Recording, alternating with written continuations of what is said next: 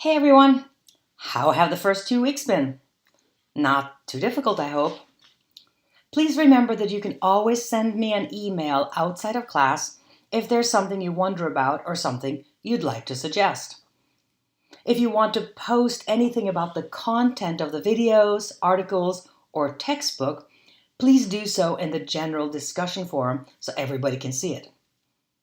I usually find that if one person is wondering about something, others do too. They just haven't posted it yet, so they're always grateful that you did.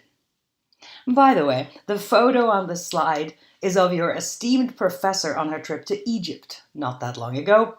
What an amazing experience that was. Well, back to work. In this module, we're dealing with email.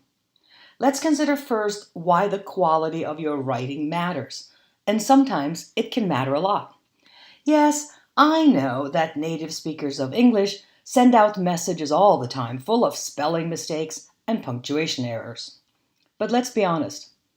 Do you really think those are the CEOs or CFOs in your organization? Hardly. So first we should consider language that is simply not correct. How can you handle that when English is not your first language? Of course, you can always ask someone to read it for you before you send it, but that might not always be possible. So probably the best thing you can do is for you to reread your message carefully before you send it. What do you think of the message on the sign in this slide? We take your bags and send them in all directions? Personally, I think it's hilarious, but you never know who might be offended. By the way, the grammar is not exactly wrong, but don't you want your bags to go where you go? Okay, we all know spell check, but have you ever heard of the software Grammarly? I know Microsoft Word also checks grammar to a certain extent, but Grammarly does it even better. However, neither of them likes passive sentences. Check your spelling and as much grammar as you can. It really helps. So does writing shorter sentences. Keep it simple. Watch out for that send button.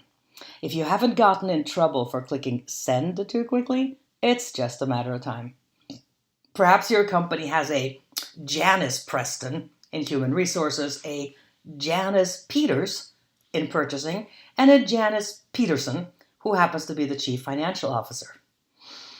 Make sure you're sending your email to the right person. That CC or BCC circled in red can also get you into hot water. If you copy someone on an email, make sure the tone of your message is appropriate to both and that the person you CC actually wants to see the message. Now, BCC or blank copy is trickier. The book says that a blank copy is useful when it's a matter of confidentiality, but I disagree. It's actually dishonest. The person you're sending something to does not know that someone else has been copied. And if he or she then hits respond all hell can break loose. I would personally never BCC anyone. It's sneaky. The next recommendations are quite standard. The salutation, the beginning of your email, hi, hello, or good morning, although maybe it's good evening where you're sending it to. Your subject heading should be short and accurate, and there should be a call to action. The recipient should know exactly what he or she should do. Final words, the basic conclusion is really just the same as in any kind of writing. Tailor your message to the recipient. If it's a short memo, engineer to engineer, go right ahead and use all those abbreviations and acronyms that both of you know perfectly well. If you're writing in a multicultural environment, make sure your emojis and symbols are acceptable to all the cultures involved. And finally, Remember that all written messages are discoverable. That means that they can be found and used in all kinds of ways that you never intended.